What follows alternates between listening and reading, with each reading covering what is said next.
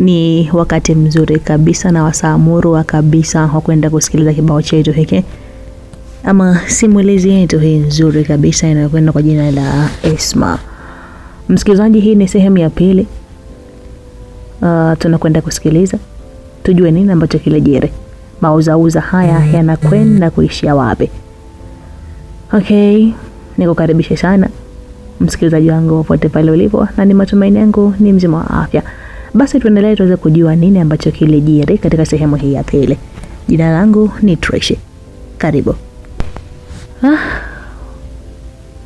Ni baada ya mwanadada huyu kuvua baibui lake na kuingia ndani.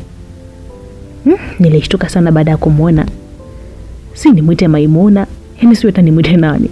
Bwana ngoja mimi nimuite Maimuna tu. Yani kumbe ndo nilikuwa naongea naye.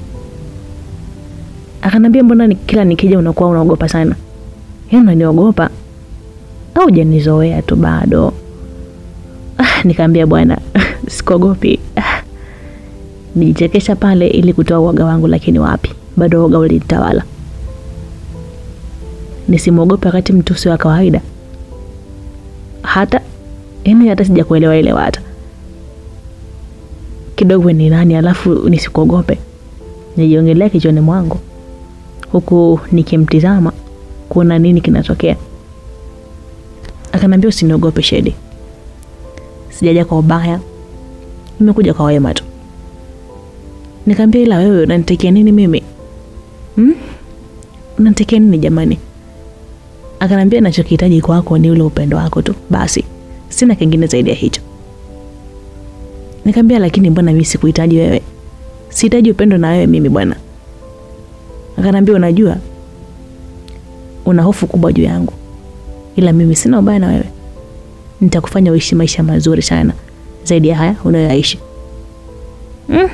Maisha mazuri? Au utakuwa mtoto wa kigogo nini?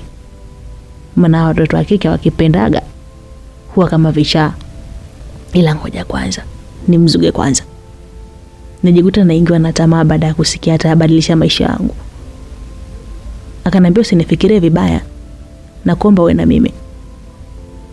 Mimi sina sababu, sina muda wa kuwa na wewe sababu sijakufahamu wala sikujui pia na sijavutiwa na wewe. Akanambia siamini kama hujavutiwa na mimi, ila najua unakuwa na wasiwasi sana kwa kuwa kutokuniamini mimi, na kuahidi nitakupa kila kitu utakachokitaka. Nikamwambia wewe utaweza kunipa kila kitu ambacho nitakitaka mimi? Kweli? Akanambia ndio. Nitakupatia kile kilichopo kwenye uwezo wangu. Nakupenda. Zarina. Halafu mtoto mkali tu, bonge la kamba. Amenikubali. Hafada. Jamani, acha nikubali tu. Sina budi tu kujipatia kipato ni hapa. Usiangalie ni mtoto wa kigogo huyu. Nijishauri na kumkubalia yule binti. Alifurahi sana siku hiyo. Alionekana ni mtu kama aliyepata kile ambacho alikuwa akihitaji muda mrefu sana kwenye maisha yake. Nikamwambia ya bwana, chukua picha yangu hiyo. Nitoa picha na kumpa Esma. Binti kama hivi umepata vitatu, mbona unakuwa tajiri na nitamchuna haso. Aliondoka Esma, ila alikuwa na furaha sana siku ile. Na siku ile sikupata usumbufu wote ule hadi usiku. Ilikuwa ni majira ya usiku wa manane, nilisikia sauti ikiniita kwa nguvu sana, ambayo ilinifanya nikaamka. Nilishtuka sana baada ya kumwona Esma ndani ya chumba changu. Akanambia usiogope bwana, mimi nimeshindwa kupata usingizi, nimeamua kuja kwako. Huyu kaingiaje huyo? Mbona milango nilifunga? Kapita wapi? Nishangaa sana ujio wake, na alikuwa na ujio ambao sio wa kawaida kabisa. Akanambia usiogope jamani. Alafu unajua natamani tuende nyumbani kwetu. Nikamwambia mbona mapema sana kwenda kwenu? Hata tujajuana vizuri. Twende kwa kwenu? Hapana bwana, siwezi kufanya hivyo. Akanambia kwa nini usiweze? Si nimeamua mimi, twende mume wangu. Nikamwambia hapana, siwezi kuchukua maamuzi kama hayo kwangu. Siwezi, utanisamehe sana. Ila sio kwamba nimekurupuka. nimekubaliana na yote Shedrack. Hapana, utanisamehe, kwani kwenu ni wapi wewe? Nilimuuliza. Akanambia, kwani wewe kwa kunitazama na siku zote unafikiri kwetu ni wapi? Nikamwambia mimi sijui, ndio maana nimekuuliza. Akanambia, mimi nyumbani ni baharini huko. Na familia yangu ilipo na kizazi chetu cha koo zetu zote zipo huko. Jini huyo anakaa baharini? Kumbe muda wote huu nangaishwa na jini? Mama yangu wewe, nilijiwazia. Akanambia, vipi, mbona umetoa macho hivyo? Hukujui baharini wewe? Nikamwambia hapana, nakujua, kwa hiyo wewe ni jini? Akanambia, ndio mimi ni jini, ila ni kama wewe tu, tunaruhusiwa kuwa na mahusiano na wanadamu. Nimekuchagua wewe, kwa kweli ninakupenda sana. Nimeingia kwenye mtego mbaya sana katika maisha yangu, na kutoka hapa itakuwa ni ngumu sana, maana kila anayemsikia huwa ni mgumu sana. Sijui usalama wangu mimi nitakuaje. Nilihofia sana usalama wangu katika mahusiano yetu. Akanambia, mimi sina shida kwako kwa sababu nina mapenzi ya dhati kwako. Siwezi kufanya kitu kitakachokutesa. Najua kitanitesa na mimi. Hapa nanifanya nimkubali hilo. Huyu amna lolote hapa. Sidhani kama nitatoka salama, na nikimkataa atanimaliza. Akanambia, kwa hiyo usihofu, na wazazi wangu wamekubali, wanataka tuende tu. Niliwapelekea ile picha yako, wamekupenda na wamesema wanahitaji kukuona, kwa hiyo nakuomba tuende. Hapana, sio kwa haraka kiasi hiki. Lazima nifikirie kwanza kwenda kwenu huko, sio kukurupuka tu.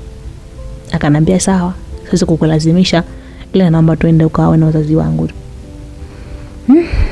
Yaani mimi niende baharini nikajibadilishe kwa hao wazazi, nikajikabidhishe kwa hao wazazi? Wewe labda dunia igeuke au nione kuna faida mbele yangu. Siwezi kwenda huko kwa sasa Esma, utanisamehe. Nijiuliza na kujibu, kisha Esma alinibusu na kuondoka. Hata ondokaji wake ulikuwa ni wa kutisha. Alikuwa akiondoka kama upepo, ilikuwa ni jambo la sekunde kadhaa tu. Anashakuwa ashaondoka. Ilikuwa ni jambo la sekunde pekee tu. Hapana, hili jambo sio la kawaida. Lazima niwashirikishe wazazi wangu hapa. Siwezi kukalia kimya hili jambo. Nilikata shauri la kwenda kwa mama siku iliyofuata asubuhi. Nilipanda gari hadi Chalinze kwa mama nisafiri hadi safi kabisa. Hadi Chalinze nilishuka gari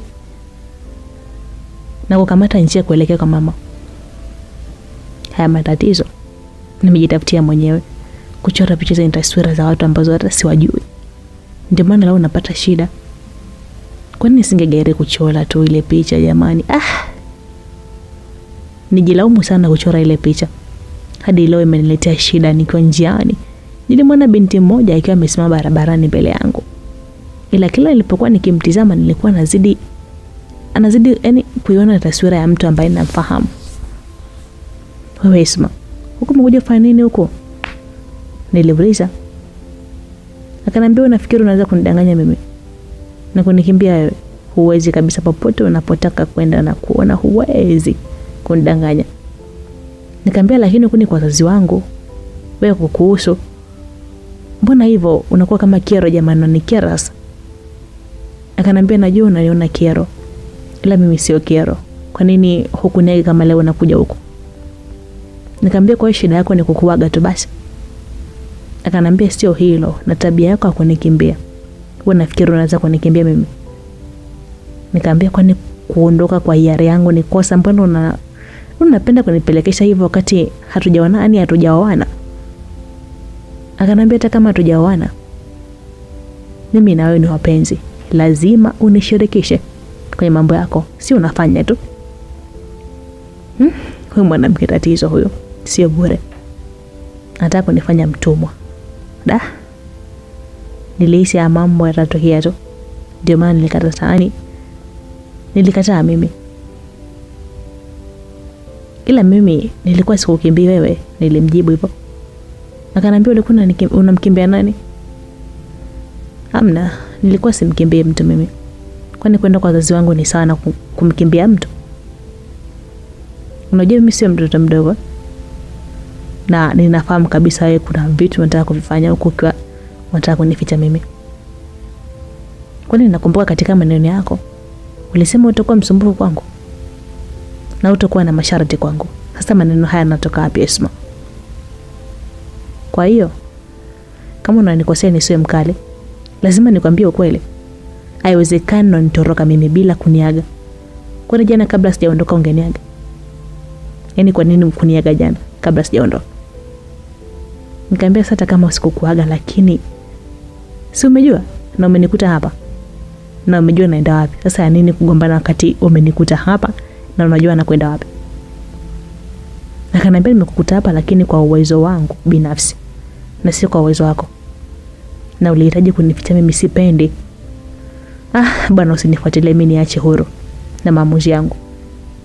Akaniambia bora nakasirika wakati mimi niko kawaida tu. Nikamwambia sio kwamba nakasirika, haiwezekani unaniambia na kuambia wakati sikukimbia. Yaani haiwezekani ukaniambia na kukimbia wakati mimi sikukimbia. Akaniambia basi tusigombane, kama kweli haunikimbia basi turudi nyumbani ili tuanze safari siku nyingine ya kuja huko. Nipoteza muda wangu hadi huko, halafu nirudi nyumbani. Wajua nimetumia nguvu kiasi gani? Akaniambia sitaki kubishana, kama kweli ulikuwa unikimbia turudi nyumbani haraka. Nikamwambia sitaki, nimesema sirudi. Akaniambia unajua nitakufanya kitu kibaya wewe. Aliongea kwa jaziba sana, hali ya kwamba nilingiwa na woga sana. Basi turudi, basi twende. Tuliambatana hadi nyumbani, ila siku hiyo ilikuwa tofauti sana kwake. Alifika na kumsalimia mama mwenye nyumba na kuingia ndani. Nikamwambia leo amemwona au hawa walikuwa wanataka kunichezea mchezo. Na Juma, mbona leo hadi wamesalimiana halafu alisema hawajamuona? Walinichezea mchezo hawa. Niliongea na kuingia ndani ya chumba changu. Akaniambia unajua Shedi, unaweza kuniona kama mkali hivi, lakini sio nisichopenda mimi niwe kufanya mambo bila hata kunishirikisha mimi. Halafu ni wapenzi. Sijapendezwa nalo kabisa. Halafu nahitaji wangu peke yangu. Sihitaji wewe na mtu mwingine kwenye mahusiano. Nikamwambia mimi sina mwingine zaidi yako. Mimi nipo na wewe tu. Niamini niko na wewe tu. Akaniambia nikuamini nini Shedi? Wakati upo na mahusiano na mwingine, naomba wakatishe mara moja. Sihitaji mahusiano yako wewe na Jessica. Sihitaji mahusiano yako wewe na Jessica. Nikamwambia umejuaje Esma huyo ni mtu? Na umemjuaje? Yaani umefahamu vipi jina lake? Niliuliza kwa mshangao baada ya kusikia ile jina Jessica masikioni mwangu. Akaniambia sio namjua na wajua vizuri sana, hivyo sihitaji ugombe mimi na wewe. Naomba sihitaji wewe na mahusiano mengine tofauti na yangu mimi. Nilichoka. Mbona nipa masharti magumu sana na jinsi yaani Jessica alipotoka naye mbali. Leo hii ni mwache kweli ninavyompenda Jessica? Hapana kwa kweli. Siwezi mimi kwa hili. Nikamwambia la Esma, kwa nini usiniache na mahusiano na mwanadamu mwenzangu mmoja? Na wewe? Nakuomba lakini. Akaniambia siwezi kushare na mtu, nina wivu sana. Mimi siwezi kabisa kushare na mtu. Mimi najua nina wivu sana, siwezi. Nikamwambia kwa nini hauwezi? Wakati kila mtu ana muda wake na wewe ndio mtu wa karibu zaidi kwangu. Esma, naomba nikubalie. Nilimwomba lakini ilikuwa ngumu sana kwa Esma kukubali mimi kuwa na mahusiano mengine nje na yeye.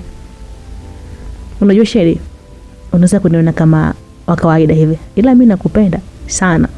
Shedi, tena sana. Nipo tayari hata kuua kwa sababu yako. Kuua? Sitaniua na mimi huyu. Kama ana ujasiri wa kuua mimi nitapona kweli? Niliogopa sana baada ya kusikia ile kauli ya Esma kwamba nipo tayari hata kuua. Akaniambia kwa Shedi, ni lazima uwe na mimi. Na mimi nipo na wewe, sawa Shedi? Nikamwambia sawa, ila naomba ruhusa kwenda nyumbani kwangu kwa wazazi wangu Esma. Akaniambia sawa, ila naomba twende wote huko nyumbani kwa wazazi wako.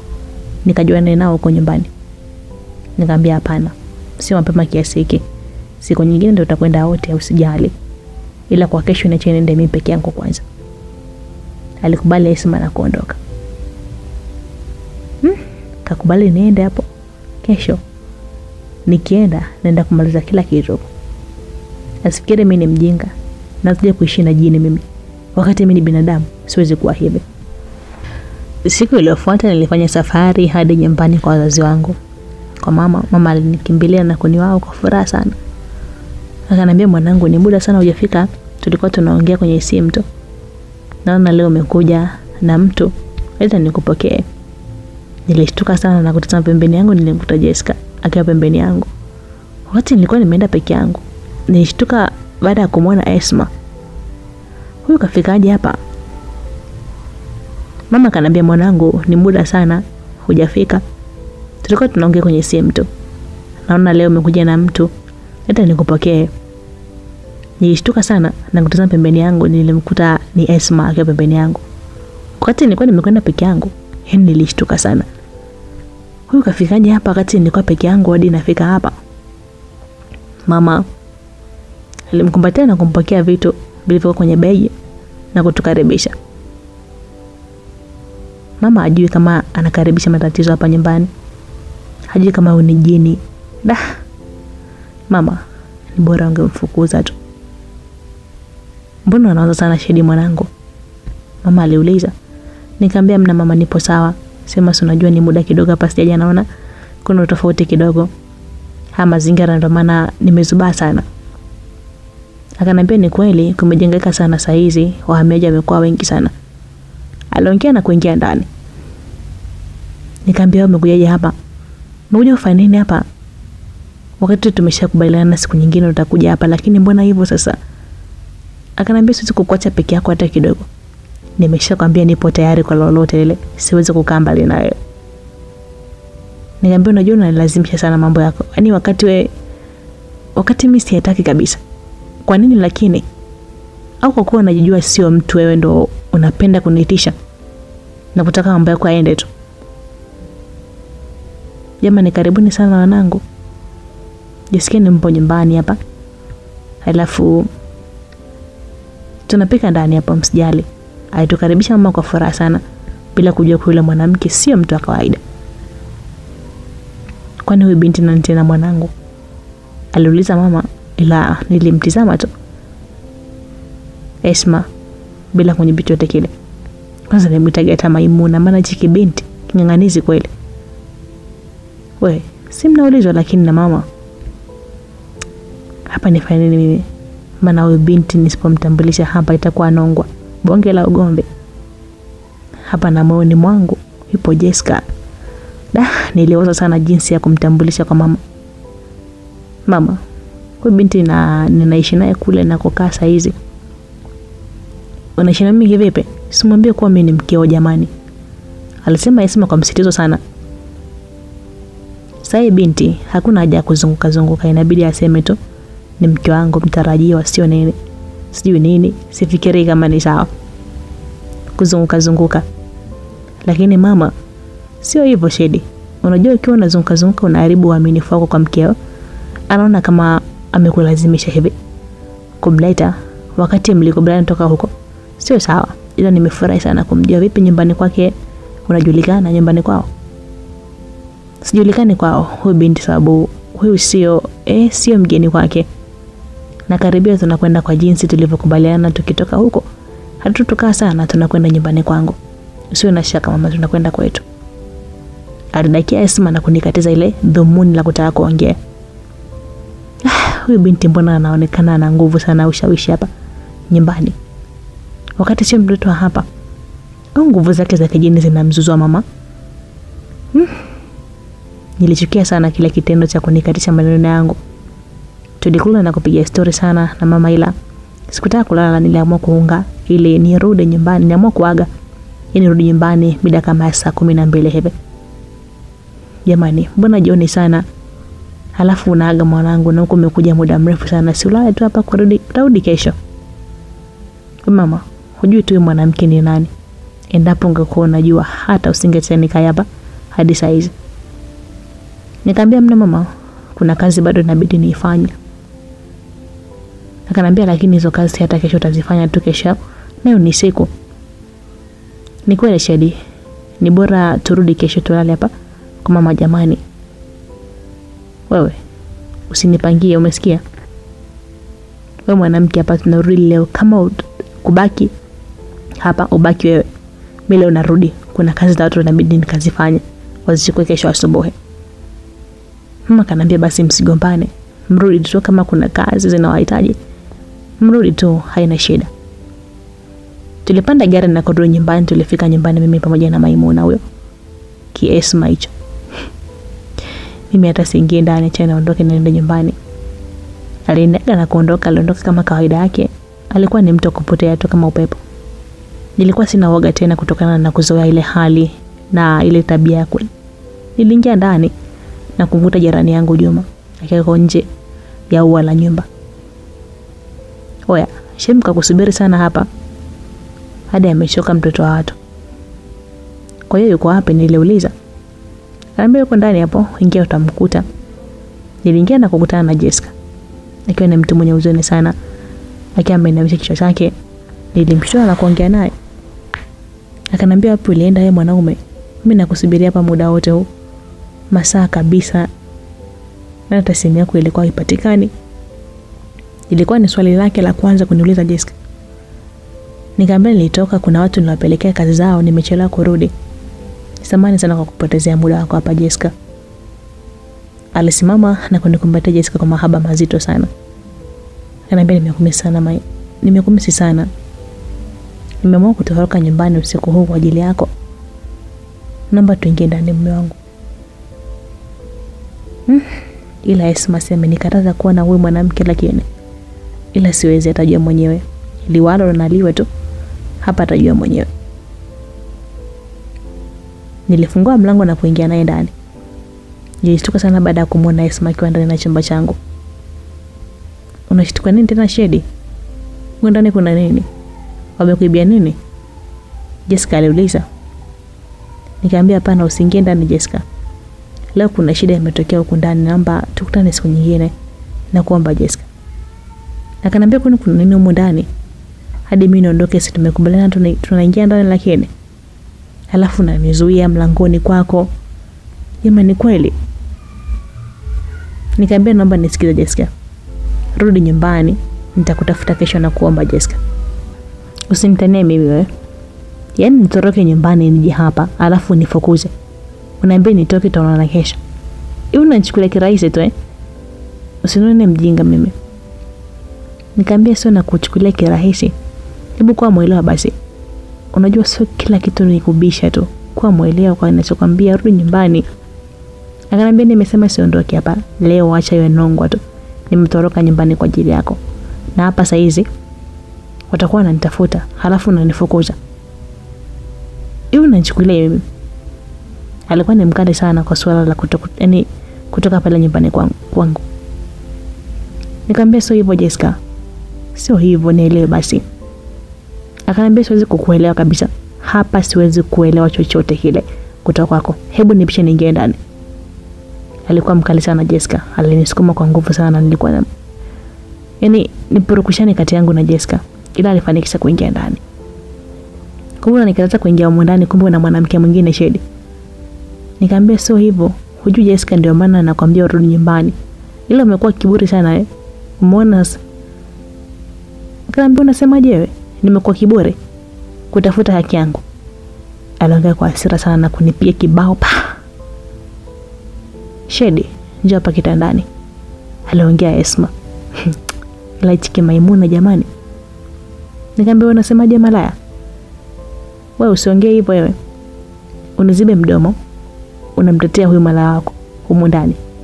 Alafu niambia nizibe mdomo kweli? Shedi. Kisa huyu anajiuza. Nikamwambia samahani sana. Akasema samahani sana. Mimi sijiuzi, naomba tuheshimiane. Wewe koma, unajiuza wewe. Tena usinibishie kabisa. Wewe unajua mimi na huyu tumetoka wapi? Wewe koma. Halafu Jessica kiburi sana wewe. Hebu toka nje hapa. Unanifukuza mimi? Yaani unanifukuza mimi sababu ya huyu mwanamke huyu. Aliongea na kumrukia Esma. Vipi wewe? Unakuja na kumrukia mtu unamjua huyu? Unamjua wewe? Nilimshika na kumtoa pale alipokuwa amemshika Esma. Kwa hiyo namtetea mala wako huyu.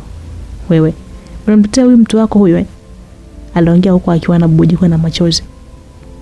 Na kuonya tena naye mtoto, mimi sio malaya, tuheshimiane na kuonya wewe. Aliongea Esma na kusema pale kitandani. Hapa itakuwa tena itakuwaje tena? Na Juma yuko wapi? Hawataka kuondoka nini? Mbona aje kunisaidia mwenzio nimeshikwa huko? Jessica aliruka na kumpiga Esma kibao pa. Wewe mshenzi sana wewe. Toka hapa. Ilikuwa nivuta nikuvute. Mimi na Jessica, lakini nilifanikisha kumtoa nje. Wewe mwanamke mweu sana wewe. Toka mweu wewe. Niliongea na kuingia ndani, ilikuwa sina njia, sababu yote ni kutetea usalama wake. Japokuwa nilikuwa naumia sana, niliingia ndani nilimkuta Esma akiwa analia pale kitandani. Na hawa analia kumbe. Sikujua. Unajua Shedi, nilijua haya, ndio maana nilikuonya toka mara ya kwanza. Sihitaji uwe na mtu mwingine. Simuona. Nikamwambia nisamee mimi. Nisamee sana. Yote haya ni mimi ndo nimesababisha. Akanambia tu ukifanya nini sio kwamba itanitoa kwenye mlengo langu. Huyu mtu wako lazima nimuoneshe. Simwachi salama. Ila Esma kosa langu mimi ya nini? Umwadhibu ile kosa langu mimi. Niadhibu mimi basi. Kwa nini lakini? Sirudi kusema yeye. Sikalianzisha. Mimi nalimaliza. Aliongea na kupotea. Kwa mwanamke anataka kujiletea matatizo. Sasa anamchokoza mtu amjui wala nini. Sasa mtu akichukia utafikiri, unafikiri itakuwaje hapo? Mbona anajiingiza kwenye matatizo sasa? Nilumia sana kichwa juu ya mustakabali wa usalama wake. Mtu mwenye jini atakwenda kumuua huyu, maana nikichaa sana huyo. Ananikosesha raha kabisa Jessica, sababu ya ujinga wako na hasira zako. Jamani. Ngoja niende kwanza kwao. Nilizoka nje na kuelekea huko na Jessica. Ila wazazi wake sijui watanikubalia kuongea naye usiku huu. Maana shida sana, atanifikiaje mimi? Ila ngoja niende tu kiume. Nitoka na kwenda kwa kina Jessica, niligonga mlango. Baada ya muda alitoka baba yake Jessica na kuniuliza maswali. Nikusaidie nini mbona usiku hivi? Nikamwambia samahani, mimi ni rafiki yake wa Jessica. Nilikuwa naomba kuonana naye, kuna jambo nilikuwa nataka kumfikishia. Akanambia jambo gani hilo na wewe rafiki yake wa wapi? Nikamwambia ninakaa hapo mtaa wa pili tu. Nilikuwa naomba nikutane naye. Kuna jambo muhimu inabidi nimfikishie na kuomba baba. Akanambia kwani Jessica amelala na anaonekana anaumwa, hivyo siwezi kumruhusu hapa. Aje labda kesho. Nikamwambia nakuomba sana babangu. Ni muhimu sana nakuomba. Akanambia dogo, kwani kwenu hakuna wakubwa? Nikamwambia wapo, ila ninaomba sana nikutane naye. Naomba. Alinipiga teke moja ilionifanya niume na kuanguka chini kama mzigo. Nyie vijana ni washinzi sana. Mnajifanya na mambo muhimu, mnataka kuniharibia mwanangu. Anatoroka usiku tu saa hizi shenzi wewe. Nilipoinuka nitoka mbio kama nakimbizwa hivi hadi nyumbani. Mungu wangu. Huyu baba angeniua. Kanipia kifuani hadi kinauma. Wazo wengine bwana. Nilishapomzi ndefu, nilifungua mlango na kuingia ndani. Ila usalama wa Jessica ni mdogo sana. Saa hizi sijui itakuwaje na jinsi hawa majini walivyo na hasira. Sisi nikamponza mtoto wa watu mimi. Nijawa na hofu sana juu ya Jessica, na usiku ule sikupata usingizi kabisa. Ila cha kustajabisha usiku ule sikuweza kumuona Esma kuja kunitembelea, wakati ilikuwa sio kawaida. Alikuwa ni mtu ambaye anafika kila wakati, hasa muda wa usiku, ila siku hiyo ilikuwa ni tofauti. Hakuweza kuja kabisa. Asubuhi kulipokucha, bado hofu yangu ilikuwa juu ya usalama wa Jessica. Sijajua hali ya Jessica itakuwaje, huyu Esma atafanya kitu kibaya. Jessica na nikamkosa mimi, ngoja niende kwanza kwao nikamwangalie. Nitoka na kwenda nyumbani kwao. Kweli nilimkuta akiwa anafanya usafi nje ya nyumba yao. Nilimuita. Afadhali yako sawa? Hajamfanyia ni afadhali yuko sawa? Hajamfanyia kitu chochote kile? Nilihofu sana hali yake da. Afadhali kama yuko sawa. Umenitia nini wewe? aliuliza Jessica. Nikamwambia kuna jambo naomba niongee na wewe na kuomba. Akaniambia siwezi kuongea na wewe na sihitaji kuongea na wewe kabisa. Kwa hilo unifanya jana, siwezi kuongea, niache na maisha yangu. Nikamwambia najua nilikukosea, ila naomba nipe nafasi unisikilize na kuomba Jessica. Nina shida. Akaniambia kwa nini mgumu kuelewa wewe? Nimeshakwambia kuwa sitaki. Hao dini waleta wazazi wangu ni. Nikamwambia usiwaite na kwamba usiwaite, ila nipe nafasi ya kuongea na wewe. Ni jambo muhimu sana. Ilikuwa sio kazi nyepesi kukubali kuongea na mimi, ila aliweza kukubali na kutoka nje kidogo na pale nyumbani kwao. Nikamwambia najua nimekukosea sana, tena sana. Najua imekuma sana, naomba uniwe radhi, sababu ilikuwa lazima nifanye vile, ila mimi kuna jambo la muhimu sana naomba unisikilize. Akaniambia jambo gani? Siongea sasa, unanichelewesha tu na kazi zangu hapa. Nikamwambia naomba ukamwombe radhi yule mwanamke ule mkutana ndani kwangu. Akaniambia umetoka huko unakuja kuniambia kwa ujinga wako huu. Una akili kweli wewe? Nitoe mbaruga zangu niende pale nikamwombe radhi mwanamke, tena mwanamke mwenzangu, tena amenichukulia mtu wangu. Hivi una akili wewe?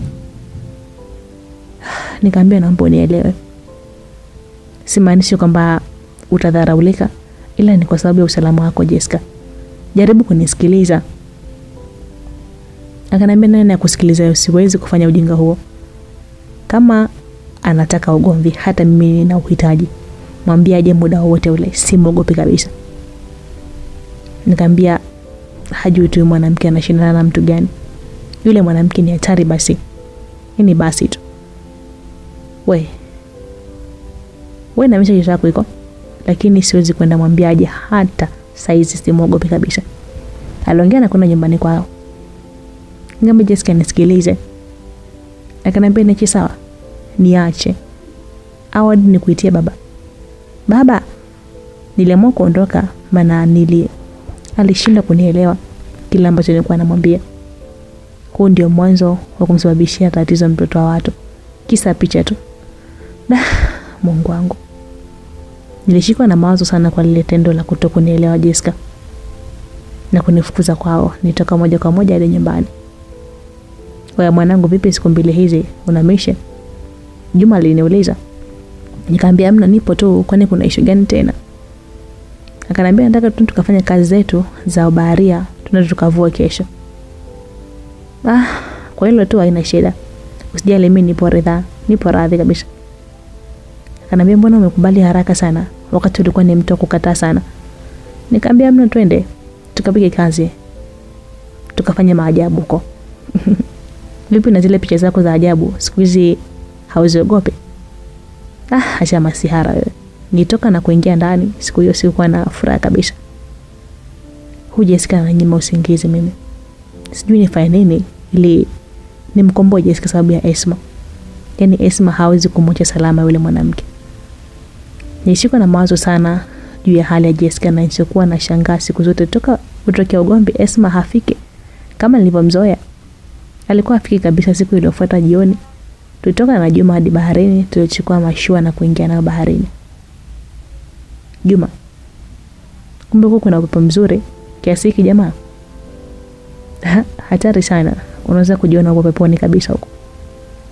Wewe acha zako. Kwani unajua kama peponi kuna upepo kama huu bwana? Sema unajiona bahati sana ukipuliziwa na upepo kama huu. Ni shida. Sema huko sio dunia yetu. Tena huko ni dunia ya samaki, kuna mazingira ya samaki tu. Tulicheka na kuendelea na safari. Tulifika sehemu Juma aliacha kupiga kasia ile mashua na kuchukua nyavu kuingiza baharini. Nilimsaidia na kuingiza. Basi akaniambia mwanangu, unacheza juu ya maji yenye kina kirefu hiki, tuko kwenye hii mashua na usio uvuaji haramu huu. Sasa nani afanya uvi halali hapa? Ni haramu. Kuna faida, sio halali. Ila hatari sana. Ujue ipo siku utakamatwa mzee. Ghafla mwili wangu ulisimka sana na moyo wangu ulipiga kwa kasi sana. Niliingiwa na uoga mno. Nikamwambia, "Oya Juma, hivi mwili ukisisimka na nywele zikisisimka na moyo ukapiga kwa kasi, hivi sio dalili ya kitu kibaya?" Akaniambia, "Ndio wanavyosemaga ni dalili mbaya, ila mimi siamini hili swala. Kwani wewe tulia hapa juu, mimi niingie chini nikaweka nyavu vizuri." Aliingia ndani ya maji na kuzama. Anasema haamini. Lakini hii ni sahihi, sababu hata ule ujio wa Esma ulikuwa mwili wangu unasisimka sana. Ghafla nilishtuka baada ya kushikwa na uoga baada ya kusikia kicheko cha mtu akiwa anacheka. Mungu wangu, wanasemaga hani majini. Au Juma ananitishia nini? Juma. Nijiongelea kwa uoga sana na kumuita Juma, ila sikujibiwa. Nitazama huku na kule, lakini sikuanza chochote kile. Sauti itakuwa imetoka wapi? Au kuna mashua nyingine ipo huko karibu, hafu hatujaiona? Ila kama ingekuwa karibu hapa lazima tungeiona. Tungeona hata mwanga, mbona kuna kiza tu? Na tatu nayo sio pekee. Nijiuliza, ila sikuweza kupata majibu. Ghafla taa iliyopo kwenye mashua ilizima. Hapo nilijawa na hofu zaidi ya ile ya mwanzo. Ngoja nikawashe taa, siwezi kukaa na giza mimi. Hapa lazima niwashe taa. Nisogea taratibu kukifuata kiberiti, nipapasa na kukipata. Nilosha sana ile taa. Ilikuwa inazima sababu ya upepo mkali uliokuwa ukivuma kwenye ile bahari. Ila nilijitahidi sana na nikafanikisha kuwasha ile taa. Hapa nakaa na kiberiti mfukoni, kizima na iwasha tena. Niligeuka na kuketi ile kuketi tu, ile taa ilizima tena. Hii sio hali nzuri jamani. Juma. Niliita tena, ila sikuweza kujibiwa. Huyu naye anafanya nini muda wote alikuwa huko chini? Au kwa kuwa kazama na mtungi wa gesi ndio afikiri kurudi juu? Nilikata shauri la kwenda tena kuwasha ile taa. Nisogea taratibu hadi pale, ila ghafla nilisikia kitu kigonga ile mashua po. Hali ambayo ilifanya mashua itikisike kidogo. Nini tena hiki? Au Juma anaangalia kupanda nini? Nisogea taratibu pembezoni mwa mashua na kuangalia kwenye maji. Nilishtuka. Niliogopa sana baada ya kumuona Esma akiwa ndani ya maji, tena akiwa anaelea juu ya maji, mithili ya mtu aliyekuwa amefariki. Esma. Niliita, lakini hakuweza kuitika. Ghafla alicheka kwa sauti kali sana, hali ya kwamba nilijawa na hofu kubwa sana kwa ule ujio wake. Sikuwaona mtu wa namna ile, nirudi nyuma kwa hofu kubwa sana. Esma leo kaja kufanya nini huko? Niliogopa sana, maana tokea tukio la ugomvi hakuweza kunifuata. Ndio kanifuata pale nikiwa ndani ya maji. Nilistajabu pale nilipomuona akiwa amesoma ndani ya maji. Nilistajabu sana. Ile tukio wasiwasi iliongezeka moyoni mwangu. Sikuamini kile nilichokuwa nakiona mbele ya macho yangu. Nikiwa nipo na hofu kubwa, nilisikia tena kishindo upande wa nyuma yangu. Kitu kilikuwa kinaingia ndani. Niliuka haraka na kumuona Juma akiwa anatoka kwenye maji. Nilipogeuza macho kutizama Esma, sikuona chochote kile. "Wewe vipi? Mbona unaonekana una hofu sana? Au unaogopa haya maji?"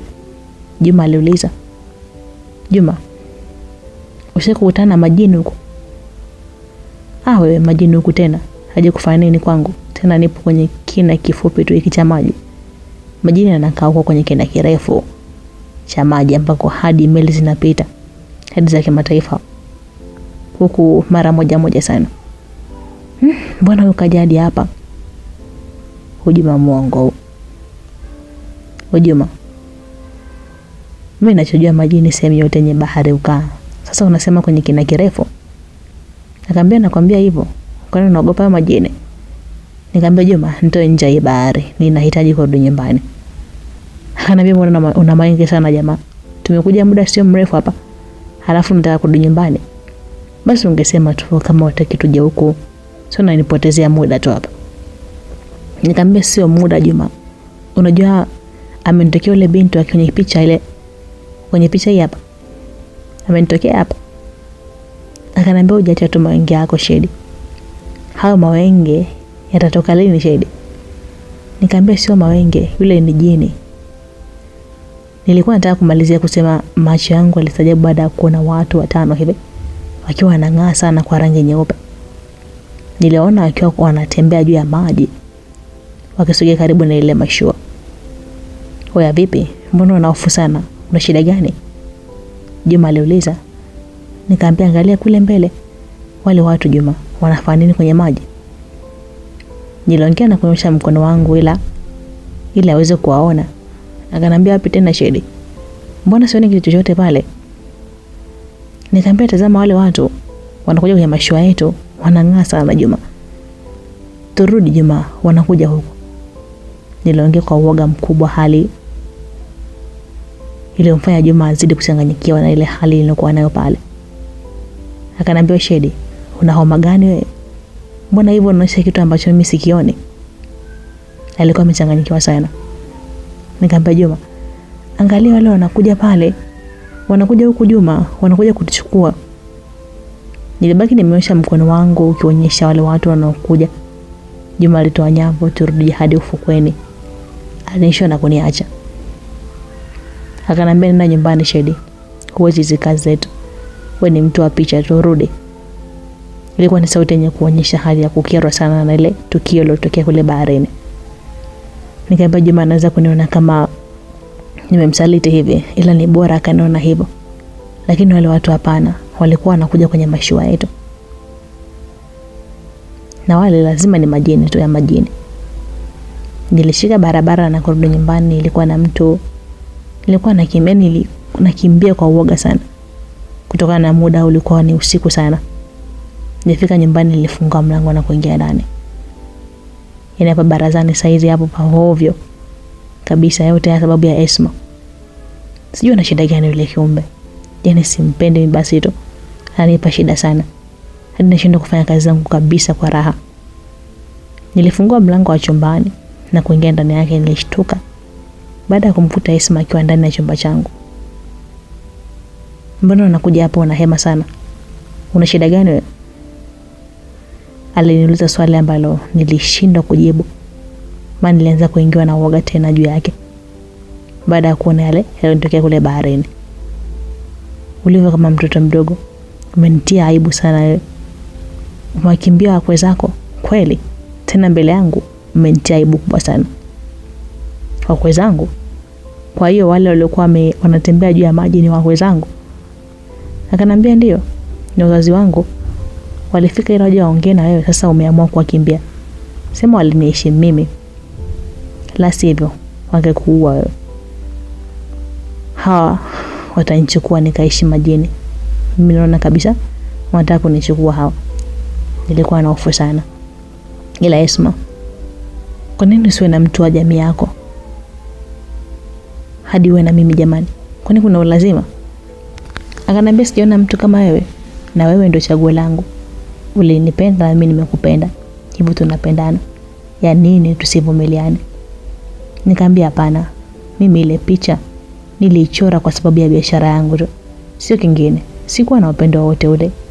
Mimi kama sababu picha basi, nisamehe. Naomba nisamehe kama sababu ni picha. Akaniambia nikusamehe nini? Haujanikosea. Nikusamehe nini? Kwani umenikosea nini? Haujanikosea wewe. Wewe ni wangu. Usiniogope, mimi nakupenda. Sio kingine, nimekufuata wewe hapa duniani kwenu. Lakini mbona unifanyia vituko sana na mambo ya ajabu ajabu? Lakini mimi siwezi kuishi kama jini wakati mimi ni binadamu. Siwezi Esma. Akaniambia unanifanyia mavituko ya kutisha tu. Nikamwambia unanifanyia mavituko ya kutisha tu. Na unanitesa sio sawa lakini. Akaniambia sikutesi hata kidogo. Tena nimekupa uhuru wa kunitawala mimi. Kabisa. Sema wewe ni kiburi. Hutaki leo nahitaji mimi. Hapo ndo shida inapoanzia. Ungekuwa unanisikiliza tusingekuwa tu, yani tungekuwa tukosane kabisa. Kiburi changu mimi kipi? Mbona mambo mengi nimefuata kwa matakwa yako? Wewe ufuate leo nahitaji mimi. Ghafla nikiwa naongea na Esma, simu yangu iliita. Nilipokea kwa mshtuko mkubwa taarifa ya kifo cha Jessica. Alicheka Esma. Unajua kilichotokea wewe? Unajua taarifa niliyopata?